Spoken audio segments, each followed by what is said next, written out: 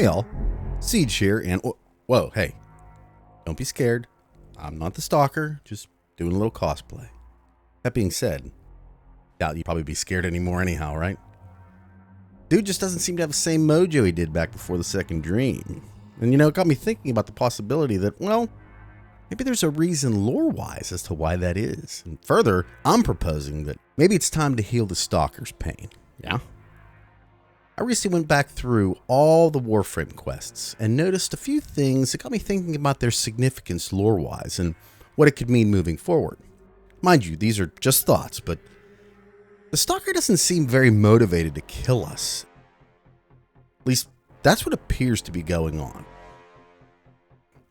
I'm specifically referring to the second dream quest and some of the Stalker's odd behavior here, especially when given the chance to complete his objective with little to no resistance. He has the opportunity early in the quest to kill the Tenno at the transference pods, but relents. Why?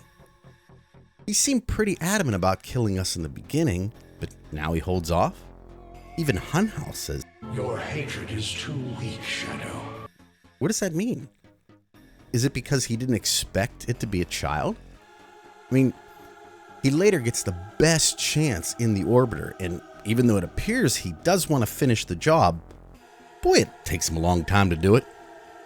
It's almost as if, and understand I'm just trying to read the body language here, but he's really struggling with the decision, with Hunhouse pressure being the primary motivator here. Another question I have is, how exactly does Hunhouse even know of Stalker's past, especially when it doesn't seem like the Stalker himself has a firm grasp of it? When I first started playing Warframe, his invasions were something that always got me pumped, as it was a really legitimate challenge. But nowadays, the operator just shreds him in no time, and I have to wonder if his lack of power after the second dream quest, as opposed to what I dealt with before I got to that point in the game, isn't slightly lore related, and that he just doesn't seem to have the will to kill us like he used to. And if there's any truth to that, then let's heal his pain. Should be pretty easy to do if we use the blueprint from the sacrifice with Umbra, right? But instead of just getting him as a traditional Warframe, I feel like he should be something a little more special and have a bit more free will versus just collecting dust in our collections, So, with that in mind, let me propose this idea to you with just a bit of context. After finding him and either determining if there is a Tenno in there or if it's just a Warframe, something the community would love to know, I'm sure, we could become allies for the upcoming new war. But I feel like Stalker should function a little bit differently. Have you ever played Final Fantasy VIII? I'm not going to go deep into that game, but understand there were these summonable creatures, like the Warframes in a way, that could be utilized in battle called Guardian Forces or GFs. They would swoop in, generally do tons of damage, and then disappear until they're charged and summoned again. However, there was this one GF you couldn't summon. Odin, in complete badass fashion, would come when he decided to show up. But when he did, anything in his path would be destroyed with a few quick swings.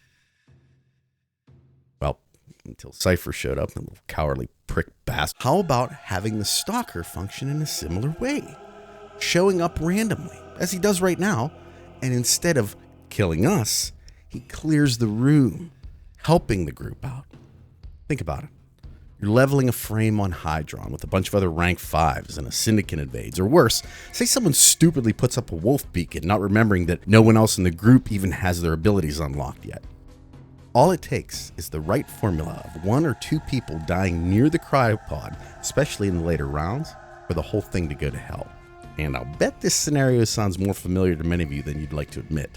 Now, imagine as you see the mission going to shit, Stalker shows up and clears the room.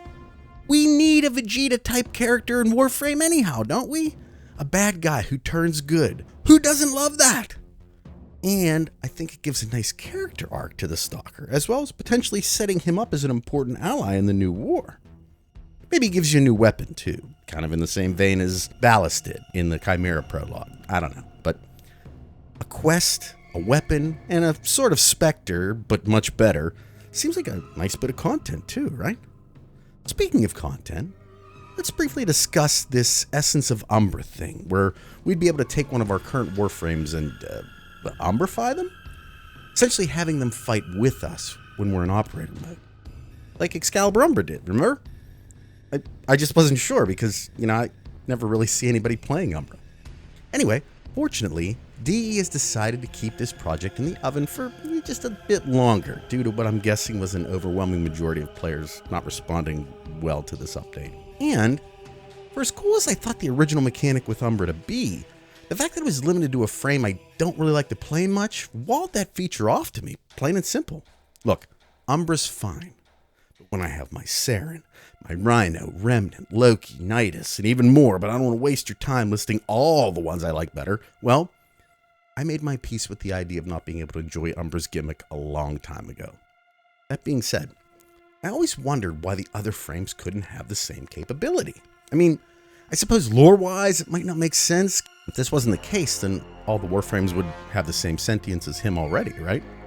I realize there is this one instance during the second dream, but that's sort of the only other one I can find of a Warframe showing sentience after linking to a Tenno. So this would have to be considered an exception to the rule. But does prove the other Warframes can at least do it. They just, need something. I assume the reason Umbra was made as he was directly ties to his knowledge of Balas's pending betrayal. His punishment was reliving the death of Umbra's son at his own hands forever, essentially driving him mad. So with that in mind, maybe instead of injecting the essence of Umbra into the Warframe, we inject the strain of Helminth or whatever was done to Umbra into the frames we have now. One at a time, mind you, and give them the same capability, right? I have to say, the first time I actually saw Umbra moving around and fighting with me, it was pretty cool. So being able to put that on the frames I like to play for good would definitely make me want to grind some Disruption, the mode the resource was supposed to drop from, which, is great because I actually like that game mode. 24 hours of sentience, however, what they had originally proposed, just didn't seem like the juice would be worth the squeeze, especially considering the frame wouldn't have access to its entire kit. So in the end, I'm glad they're holding off on that. That being said, how about a new quest tied to this specific mechanic? Picture this one. The quest could start out forcing us to sneak back into where Balas is being held to question him about the Umbra Helminth strain, how it works, and where it might be. And then we could, have to go and find this stuff with Nata leading or ordering a group of sentients to try to stop us, as she would realize it's one thing to have to deal with one Tenno, but an entirely different thing altogether to deal with said Tenno and their own personal army of battle-conscious Warframes, right? This could push the overall Warframe narrative along in a number of different ways. We could flesh out Balas a little bit more, explain exactly what makes the Helminth strain different or how Umbra is even sentient in the first place, and most importantly, have more dialogue between us and Nata, potentially explaining in more detail what our link and overall relationship means to her now, what she knows of the Man on the Wall, and what exactly is going on with the sentience as a whole. There seems to be a growing divide in the community about the Lotus and where she stands these days, so this could go a long way in either clearing that up or convoluting it even further, but even that would be a clue from DE. If it becomes more confusing, that would generally speak to the idea that she's trying to keep us guessing, which would in turn most likely suggest a future final betrayal. There's a lot of people complaining about content right now, so this seems like something that wouldn't take insane amounts of dev time, and I don't know, maybe you have to farm 20 or 30 or whatever consumable the new Disruption nodes could drop, but I would be much more willing and even interested in doing that if I knew the change with my Warframe was permanent. And, in the end, that's a pretty unique and, I think, worthwhile reward, too. Something we need more of, if you ask me. There you go. 2 new potential quests based on already established lore that shows the Tenno's side of preparation for the new war, and can expound upon tons of important lore topics directly tied to the upcoming war with the Sentients.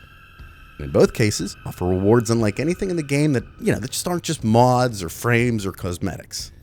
In one, you get to restore sentience to your favorite frames, all of them, if you want to put in the time. And in the other, you get a summon that can help you out in certain quests and missions, maybe when the going gets tough and earned rewards are on the line, not to mention any weapons or other things you might get from it. And all of that's basically unique content. Isn't that what we all want? At any rate, Let me know what you think about this or how you would add to the game.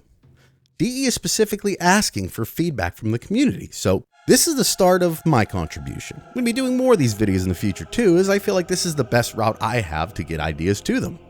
Maybe they take them, maybe they don't, but can't say I didn't try. I'd like to hear yours as well, so post them in the comments if you got something. At any rate, hope you all have enjoyed the video today, and as always, I hope you all have a wonderful day, and I'll talk at you in the next one. Bye.